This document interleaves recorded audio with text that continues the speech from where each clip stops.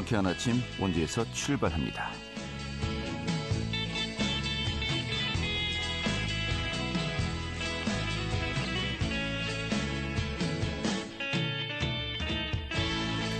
안녕하십니까. 1월 3일 수요일 아침 인사드리겠습니다. 상쾌한 아침 원주에서 출발합니다. 진행의 한태호입니다. 오늘 큰 추위는 없겠습니다. 아침 최저 기온이 영상 1도, 낮 최고 기온 영상 3도 정도 예상되고 있는데 다만 전국 대부분 지역에 비 또는 눈 소식이 있습니다. 예상 강수량 강원 내륙과 산지는 5mm 미만, 또 예상 적설량은 1에서 3cm가 예상되고 있습니다. 자, 그런데 영서 지역의 미세먼지 농도가 오늘 밤부터 나쁨 수준이 예상되고 있습니다. 이 당분간은 대기의 질이 좋지 않을 것으로 예상되니까요. 좀 외출시에 마스크 챙겨주셔야겠습니다. 자, 오늘 준비한 소식 살펴보도록 하죠. 이 4월 총선이 이제 100일도 채 남지 않았습니다만은 선거구 획정과 또 선거제도 아직까지도 이게 정리가 되지 않고 있죠. 특히 이제 정치권에서 뜨거운 이슈가 되고 있는 것이 비례대표 선출 제도인데요. 자, 병립형 또 연동형 과연 어느 제도를 도입할 것인지에 대해서 좀 많은 논란이 일고 있습니다. 또 최근에 이 강원도내 4개 진보 정당이 연동형 비례대표제 도입을 또 촉구하고 나섰는데요. 오늘 그 입장 의견 들어보도록 하겠습니다. 원주시가 올해 다양한 아동복지 사업을 준비했다고 하죠. 소개해드리겠습니다. 또 영월군에서는 대야동굴을 주제로 기획 전시를 연다고 합니다. 올해 또 1년 내내 연다고 하는데 그 전시 내용도 살펴보도록 하죠. 1월 3일 수요일 상쾌한 아침 원주에서 출발하겠습니다.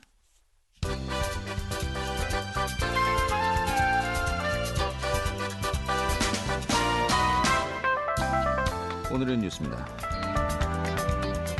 강원도 내 주요 철도망 확충 사업이 새해부터 본계되어 올 것으로 전망되고 있습니다.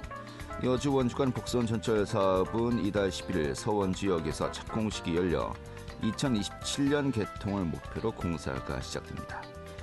또 이미 2022년에 시작되었던 춘천 속초 동서 고속화 철도와 또 지난해 착공한 강릉 제진 동해 북부선 철도 사업도 2027년 개통을 목표로 공사가 진행되고 있습니다. 이 새해 첫날 밤에 발생했던 평창 가스 충전소 폭발 사고와 관련해서 관계 기관의 합동 현장 감식이 실시되었습니다. 평창경찰서는 이 소방서 또 가스안전공사 등과 함께 어제 평창군 용평면의 폭발 현장에서 가스 노출 원인과 폭발 경위를 조사했습니다. 이번 폭발은 일요일 밤 9시경에 발생했고 폭발로 인한 불은 3시간 만에 진화되었습니다. 5명이 중경상을 입고 건물 10여 채와 차량 10여 대가 파손되었습니다. 강원특별자치도는 이달 5일까지 도내 시군 또 강원연구원과 합동으로 강원특별법 3차 개정 입법까지를 최종 점검합니다. 이번 점검에선 각 특례의 필요성과 입법 논리를 보완해서 중앙부처와 협의를 위한 최종 자료를 만들 예정이라고 밝혔습니다. 오늘의 뉴스였습니다.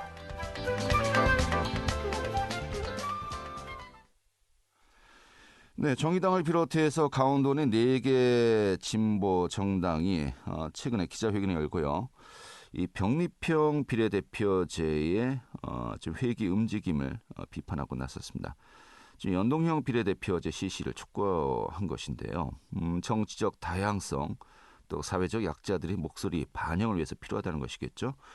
오늘 이에 대한 입장 한번 들어보도록 하겠습니다. 이 정의당 강원도당의 이효성 사무처장 연결하겠습니다. 여보세요? 네, 안녕하세요. 네, 반갑습니다. 4월 총선이 이제 100일도 남지 않았습니다. 네, 그렇죠. 그런데 선거구 획정도 아직 안 됐고 또 어떻게 보면은 그 총선을 치르기 위한 룰이죠, 룰. 선거법 개정도 아직까지도 되지 않고 있는데 이 부분은 계속해서 좀 비판을 받고 있는 겁니다만은. 근데 그 룰 중에 또 가장 중요한 내용 중에 하나가 비례대표를 어떻게 선출할 것인가 하는 부분 아니겠습니까? 맞습니다. 그런데 그 병립형 비례대표제로 할 것이냐, 연동형 비례대표제로 할 것이냐, 이 부분이 굉장히 뜨거운 또 화두가 되고 있는 것 같습니다. 여기 대해서 또 최근에 정의당을 비롯해서 진보 정당들도 의견을 냈습니다만은 일단은 많은 유권자들이 궁금해하고 좀 잘 모릅니다. 연동형 비례대표제 또 병리평 비례대표제 이게 어떤 의미인 겁니까? 간단히 말씀드리면 병리평은요. 네. 정당 지지율을 따로 본다는 거거든요. 네. 그러니까 지금 국회 300석 중에 253석이 지역구 의석이잖아요. 그건 그거대로 두고 나머지 비례에서 47석에 대해서만 이제 정당 지지율을 따져서 의석을 배분한다는 거고요. 네.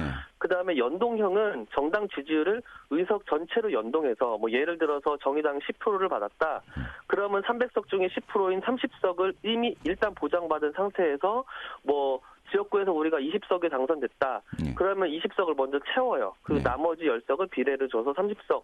이게 이제 완전한 연동형이고 저희가 지금 실시하고 있는 준연동형은 그거의 한 절반 50%에다가 또 캡을 하나 씌워가지고 이제 30석 안에서만 비례 30석 안에서만 이제 의석을 배분하는 걸로 한정하는 거니까 예. 네 그렇게 보시면 되겠습니다. 알겠습니다. 네. 그 사실 이제 병리평이라는 것은 지금 우리가 익숙한 제도예요. 그냥 비례대표 전국적으로 투표를 하면은 이제 투표율에 따라서 의석수가 이제 결정되는 거 아니겠습니까? 네. 지금 연동형은 뭐 캡을 씌우고 또 이제 의석수를 제외하고 굉장히 복잡합니다. 그렇죠. 지금 잘 이해되기가 힘든 느낌도 있어요. 예, 맞아요. 그게 왜 그러냐면 연동형의 취지를 이제 살려야 되는데 연동형의 무늬만 입혀놓고 그러니까 두 가지, 세 가지 족쇄를 걸어서 연동형의 그 힘을 발휘하지 못하게 해놓은 거거든요. 네. 그러니까 이제 국민들은 답답하니까 이제 간혹 이제 깔끔하게 그냥 예전에 하던 대로 그냥 하지 뭘 그러냐 이렇게 하시는 분도 계시고 예. 다만 이제 이 연동형의 취지가 있기 때문에 이게 지금 족쇄가 여러 개 걸려 있지만 연동형 선거제도 개혁 언젠간 해야 될 거 아니냐. 네. 연동형의 씨앗이라도 담고 있기 때문에 우리가 할 일은 다시 회귀하는 게 아니라 이 알겠습니다. 얽혀진 예. 족쇄를 푸는 일이다. 뭐 이렇게 보고 있는 거죠. 사실 연동형 비례대표제와 관련해서는 예전에 그 심상정 정의당 전 대표가 좀 이에 대한 그 발언이 좀 비판을 받은 적도 있었습니다만은 이 선거제도 유권자들은 그렇게 많이 자세하게 알 필요 없다라고 하면서 좀 비판을 받은 적도 있었죠. 저는 이제 유권자들이 자세히 아셔야 된다고 생각하고 네. 심상정 대표 만일 그런 발언을 했다면 굉장히 문제라고 생각하고요. 네. 우리 유권자분들이 사실 그래도 많이 모르시는 것 같다고 하시지만 또 많이 아세요. 그냥 직접 투표를 하시는 거기 때문에 네. 자세한 설계시까지 이제 그렇게까지는 계산을 직접 하시지는 않으시니까 네. 그런데 대략 이제 어떤 흐름으로 가고 있다는 건 충분히 아시고 알겠습니다. 계시기 때문에 자, 그런데 네. 병리평 비례대표제에 비해서는 연동형 비례대표제 뭐 준자가 또 붙고 있습니다만은 복잡함에도 불구하고 왜 이 연동형 비례대표제가 정치의 다양성 또 약자 소수를 위해서 좀 보호를 위해서 연동형 비례대표제가 필요하다고 보는 겁니까? 연동형 비례대표제는 가장 장점은요. 국민들의 의사를 가장 닮은 국민들의 다양한 정치 의사가 있을 거잖아요. 그걸 가장 닮은 국회를 만들 수 있다는 네. 거죠. 그래서 그게 지금까지는 이제 현행 제도로만 볼 때는 사실은 국민들이 두 가지 생각만 가진 건 아닌데 거의 두 가지 방향으로 이제 몰아가게 되고 그 중에서도 이제 한 명이 한 표라도 더 많이 받아서 당선이 되게 되면 나머지 뭐 51대 49로 만약에 투표가 된다고 하면 나머지 49%는 다 사표가 되어버리는 방식이거든요. 그런데 민주주의가 이제 확대되고 강화된다는 것은 다양한 국민들의 의사가 반영돼야 되는 거니까 그게 이제 국민들의 의사를 그대로 연동하는 이제 국민을 닮은 국회로 가야 된다. 네. 이게 정치 개혁의 흐름이라고 볼 수 있고 저희는 지금 부족하지만 그렇게 그쪽으로 가야 된다고 지금 주장을 하고 있는 것입니다. 알겠습니다. 지난번 그 2020년에 치렀던 총선에서 그럼 어떤 식으로 비례대표 제도가 시행되었었죠? 20대까지는 병리평 하다가 21대에서는 그 연동형으로 하자고 했지만은 사실은 이제 50%의 제한을 걸었고요. 네. 그래서 의석을 연동형에 한 거에서 절반에 못 미치게 주고 그걸 또 30석 이하로 제한을 시켰어요. 네. 그러니까 그리고 또 위성 정당을 만들었죠. 그렇게 돼서 사실은 거의 그 병리평일 때 양당이 독식하는 것만큼 위성 정당까지 만들어서 이제 그 독식을 해갔거든요. 네. 그러니까 이번에는 그 위성정당 방지법을 만들어야 된다 이런 의견도 또 높아지고 있는 상황이죠. 네. 그러니까 지난번에도 이제 연동형 개념을 이제 도입을 했었습니다만은 결국은 이제 그 거대 정당들이 위성 정당을 만들면서 지금 그 의미가 퇴색되는 상황이 이제 발생했었고요.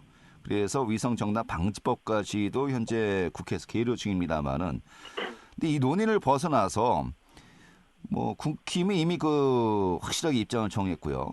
이 민주당 같은 경우도 뭐 이재명 대표 이런 말을 했군요. 멋있게 지면 무슨 소용이 있겠느냐. 이상적 주장. 국회까지 뭐 집권 여당에게 넘겨주면은 뭐 역주행을 막을 길이 없다라고 하면서 이 병리평으로 회귀할 것을 이제 천명하면서 그 뒤에 계속해서 민주당에서도 좀 이 부분에 대한 논의가 이제 굉장히 뜨거운 것 같습니다. 민주당의 입장은 뭐 이제 정해진 건가요? 좀 어떻게 되고 있습니까? 그러니까 민주당이 계속 바뀌어요. 네. 왜냐하면 사실 민주당 20년 넘는 당론이 연동형으로 가자는 거거든요. 근데 한 번도 그거를 이제 깔끔하게 시행을 한 적이 없어요. 사실 연동형은 되게 단순한 건데, 네. 단순한 거를 이제 선거 개혁하는 모습은 보여줘야겠고, 그런데 사실은 기득권이잖아요. 그 민주당도 지금 양당 그 병립제 그 기득권 혜택을 받고 있기 때문에 그걸 쉽게 놓지 못하는 거거든요. 그래서 뭐 이재명 대표가 그 말씀 주신 것처럼 거의 병리평으로 시사하는 발언을 하기도 했고, 뭐 멋있게 지면 무슨 소용이냐. 그리고 최근에는 뭐 비례연합정당이라고 하면서 다시 이제 전용 비례정당을 만들어야 된다. 그래서 그 플랫폼으로 모여보자. 이렇게 하고 있는 건데, 그건 실현하기도 굉장히 어렵고요. 지금 선거가 얼마 남지 않은 상황에서 그거 역시 사실 위성정당에서 크게 다르지 않은 그런 모습이기 때문에 지금 중심을 못 잡고 있는 상황이죠. 네. 사실 그 연동형 비례대표제는 또 이재명 대표의 지난 대선 또 공약이기도 했었고요. 본인의 입장과 또 이제 당의 입장이 이제 바뀌고 있는 것인데, 지금 말씀하셨던 그 비례연합정당, 이게 좀 일종의 그 절충안으로 좀 논의가 되고 있는 것 같아요. 그 가능성은 없다고 보십니까? 그러니까 이제 지금 병리평으로 돌아가자는 거에 대해서 국민의힘은 계속 주장했지만 민주당은 지금 이제 계속 흔들렸기 때문에 비판을 많이 받았고, 그래서 병리평이 아닌 뭐 이제 비례 다시 정당으로 가자 뭐 이런 건데, 그거 역시 제가 봤을 때는 성사되기 어렵다고 보고요. 그리고 이제 뭐 그 안에서 지금 뭐 개혁연합신당이라고 해가지고 이제 제3지대에서 이제 뭐 야권 연대를 형성하자는 일군의 그런 흐름이 있긴 해요. 근데 그 흐름하고 이제 조응을 할 수도 있는 가능성이고, 지금 어떻게 될지 지금 판이 잘 모르잖아요. 그런 상황에서 뭐 민주당은 어떻게든 이제 비례의석을 이제 한 석이라도 더 가져가기 위해서 뭐 이런저런 논의를 실어하고 있는데, 뭐 제가 봤을 때는 그거는 올바른 방향이 아니라고 봐요. 그러니까 예전에도 사실 좀 우려가 되죠. 위성정당 지금 만들었듯이 이번에 또 그 안정적으로 이번에 완전히 위성정당 하지 않겠다 이렇게 선언한 그 몇 번 선언했지만 지금 또 비슷한 움직임을 보이고 있기 때문에 이 비례 그 연합정당이라고 하는 게 솔직히 지금 좀 우려가 되는 상황이긴 합니다. 하지만 좀 그렇게 해서는 안 되겠죠. 알겠습니다. 일단 뭐 만약에 병리평 비례대표제로 간다라고 한다면 권역별로 이제 나누겠다라는 안도 나오고 있더군요. 수도권, 이 중부권, 남부권 이렇게 해서 이 권역별 득표율이 높은 인물들을 또 비례대표로 선출할 수 있도록 하자라는 것인데, 이런 부분은 사실 뭐 크게 의미가 없다라고 이제 보시는 거죠. 그거는 병리평보다 어쩌면 더 후퇴될 수 있는 안인데요. 그러니까 이제 이거 나름대로 이것도 절충안이라고 내놓은 게 이제 지역균형 발전을 꾀해야 된다고 하면서 이제 3개 권역으로 나눠가지고서는 비례를 뽑자는 거예요. 근데 이렇게 되면은 무슨 문제가 발생하냐면, 원래 연동형의 취지가 이제 다양한 목소리를 위해서 소수정당이 들어가는 거잖아요. 사회적 약자나 소수자들이. 근데 권역으로 쪼개면 지금 국회 문턱이 3% 이상 정당한테 의석을 배정하게 되는데, 이렇게 되면은 7%, 8%를 받아도 못 들어가는, 오히려 국회 문턱이 높아지는 그런 현상이 발생하거든요. 그래서 이거는 정말 사실은 이제 퇴행이라고, 이것도 하나의 퇴행이라고 볼 수가 있는 거죠, 저희는. 네, 알겠습니다. 근데 사실 또 이런 제도의 보완 또 개선도 요구합니다만, 또 이제 정의당이나 진보 정당이 역량을 또 스스로 키워야 됨에도 불구하고 좀 그런 부분은 또 이제 부족하지 않았냐? 또 자성의 목소리도 필요하다는 또 시각도 있습니다만 어떻게 보십니까? 저희는 당연히 그렇게 생각하고, 정말 저희가 지금 이렇게 정말 국민의 정말 많은 실망감을 안겨드리는 이런 정치 상황이 발생된 데에 대해서 정말 큰 책임감을 가지고 있고 정말 많이 반성해야 된다고 생각합니다. 뭐 당이 뭐 작아서 억울하다 뭐 이런 것들은 핑계가 될 수 없다고 보고요. 저희가 중심을 잘 잡고 나가야 됐는데 사실 정치 개혁이라는 대의 안에서 저희는 과연 얼마나 정말 노력을 하면서 국민의 마음에 닿기 위해 정말 정치 활동을 벌였느냐 생각하면 그 점이 가장 중요한 거겠죠. 어떤 제도를 바꾸는 거나 뭐 이런 것도 중요하겠지만 그 이전에 국민의 마음에 가닿는 정치를 해 나가고 정치인들이 국민들의 신의를 저버리지 않는 그런 신뢰를 보여줄 때 정치 개혁이 가능하다고 생각합니다. 네. 류호정 의원은 탈당 안 한답니까? 지금 분위기로는 저는 정치를 그쪽에서 새로운 선택에서 하실 거면은 당연히 탈당을 해야 된다고 생각하는데 지금까지 계속 상식적인 방향으로 가고 있지 않기 때문에 네. 1월 말에는 1월 말까지 당원들을 설득하겠다 얘기는 하고 있지만은 글쎄 그런 움직임이 별로 없는 것 같아요. 네. 이달을 넘기느냐 안 넘기느냐가 또 굉장히 여러 가지 중요한 또 의미가 있더군요. 나중에 그렇죠. 이런 부분들도 정의당 내부 문제도 저희가 한번 또 따로 이야기 들어보면 좀 하실 말씀이 많을 것 같습니다만은 오늘 이렇게 정리하고요. 자, 아무튼 이제 선거 룰을 정하는 것은 사실 국민의힘과 민주당 이제 거대 정당들의 의지에 따라서 결정될 수밖에 없는 구조 아니겠습니까? 아무래도 이제 소수 정당들은 좀 이 부분에 대해서 이제 비판의 목소리 또 이제 요청을 하는 거일 수밖에 없고 좀 한계가 있겠습니다만은 향후에 좀 이 선거제도 정한 데 있어서 좀 어떤 대안 좀 앞으로 계획 어떤 것들이 있습니까? 지금 여러분 보시면 아시겠지만은 지금 예비 후보들이 벌써 현수막을 달고 지금 다니고 있습니다. 네. 근데 아직도 지금 선거구 획정이 안 됐고 선거제도 어떻게 나가야 될지 지금 모르고 있는 상황인데요. 지금 국회에서 지금 국민들의 그런 정치적인 목소리를 저는 억압하고 있다고 보고 있거든요. 이래서는 안 되고요. 빠르게 선거제도 개혁과 더불어 선거구 획정이 될 수 있도록 노력을 해야 될 것 같고 국민의 다양한 의사가 충분히 반영되는 정말 사표 없는 제도, 준연동형이 아닌 전면적인 연동형 비례대표를 계속 목소리를 내야 될 것이고 더불어서 저는 한마디만 더 말씀드리면 사실 연동형으로 나아갈 때 국회의석이 좀 더 늘어나야 된다고도 생각을 해요. 네. 하지만 국회의원 특권을 줄여가지고 각계각층의 목소리가 좀 더 전달이 되고 그리고 규모보다 의원 수가 적은 저희 강원도에도 국회의원이 좀 적재적소에 배치될 수 있도록 좀 그렇게 좀 노력을 해야 될 거라고 저는 생각합니다. 알겠습니다.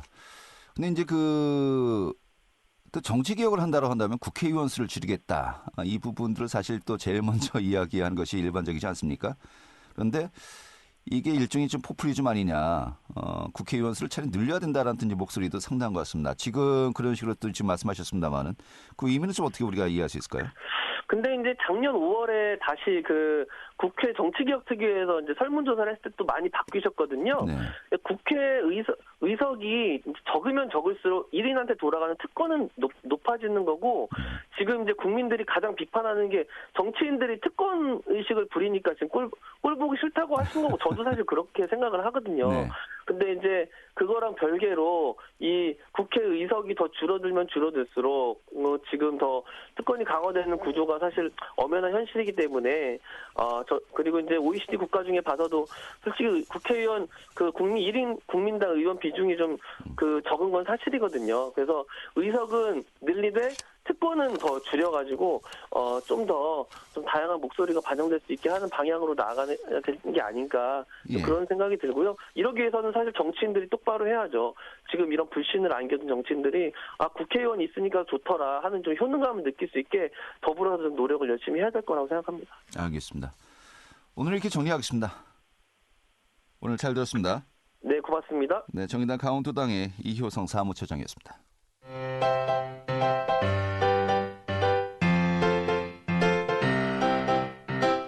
KBS 원주방송국이 유튜브 다시 듣기 서비스를 실시합니다.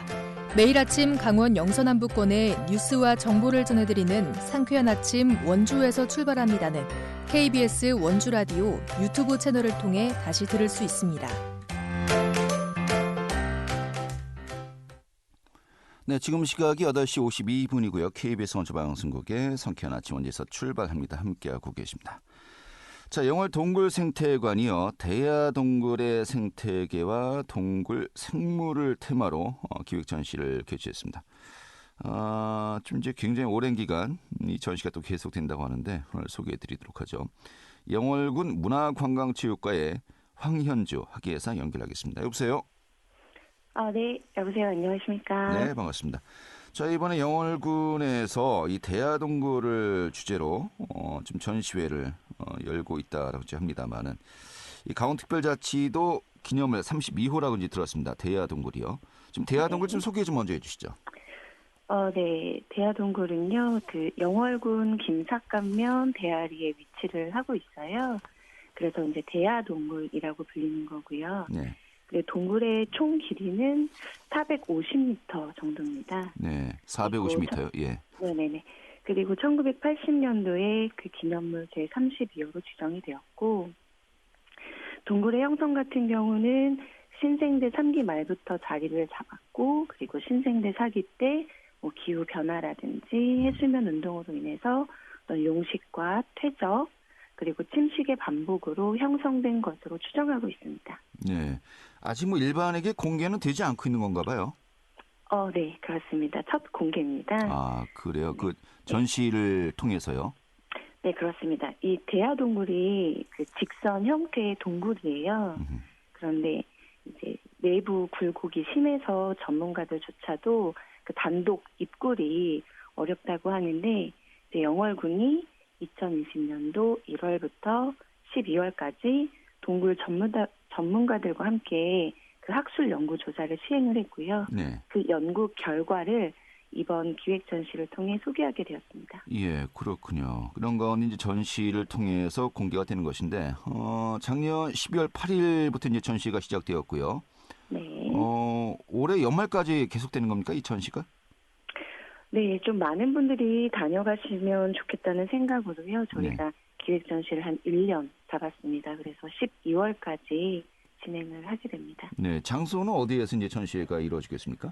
그 영월의 고시굴이라고 하시면 다들 아실 텐데요. 네. 고시굴 맞은편에 영월 동굴 생태관이 있습니다. 네. 그 생태관 안에 기획 전시실에서 열립니다. 아, 그렇군요. 사실 또 이제 여러 가지 또 자료로 또 많은 것들이 이제 공개되어야 또 많은 분들이 또 그만큼 좀 관심을 가지고 또 재밌게 볼 수 있지 않겠습니까? 지금 그 전시 내용들은 어떤 것들이 있습니까? 지금 그 대하동굴의 생태계와 동굴 생물이 주제이기 때문에 대하동굴이 있는 그 바깥과 내부의 어떤 생태, 뭐 나무라든지 식물이라든지 이런 생태계, 그리고 동굴 내부에 있는 어떤 폭포라든지 동굴 생성물, 뭐 네. 종류석이라든지 석순 이러한 동굴 생성물에 관한 것들고, 죄송합니다. 예. 그런 것들과 그다음에 이제 동굴 내부에 살고 있는 그 동굴 생물들이 있어요. 네. 그러한 것들을 이제 관람객들에게 보여주는 전시인데요. 주로 동굴 생물은 박쥐라든지 그리고 동굴 안에 살고 있는 그 자그마한 동굴 생물들이 있거든요. 네. 뭐 톡톡이라든지 뭐 새우라든지 진드기라든지 이러한 것들을 전시를 하고 있습니다. 네, 그렇군요. 뭐 입장료는 있고 이 전시회는 무료고 뭐 이렇게 진행되는 겁니까? 네, 그렇습니다. 기획 전시 관람 비용은 따로 받지는 않고 있고요. 네. 그 박물관 입장료만 내시면 창설 전시와 그리고 기획 전시 모두 다 관람하실 수 있습니다. 네, 그렇군요. 일단은 뭐 폐광 지역 주민들은 또 입장료도 할인 적용되고요. 또 어린이들과 65세 이상이신 분들은 또 무료고 하니까 부담 없이 또 이렇게 방문하셔서 이런 또 전시회 많은 분들이 함께 하셨으면 좋겠네요. 알겠습니다. 오늘 이렇게 정리하겠고요. 대하동굴, 또 이제 영월군 같은 경우는 이 동굴들이 굉장히 많이 있지 않습니까? 네. 이 동굴들 좀 하나하나가 또 소중한 또 자원이 될 수 있지 않을까 싶기도 합니다만은 그 자원 또 구슬도 서말이라도 깨어야 보배가 된다 하듯이 잘 또 가치 있게 키워놨으면 좋겠네요. 오늘 이렇게 정리하셨습니다. 고맙습니다. 네, 감사합니다. 네, 영월군 문화건강체육과의 황현주 학예사였고요. 오늘 여기서 정리하도록 하겠습니다. 고맙습니다.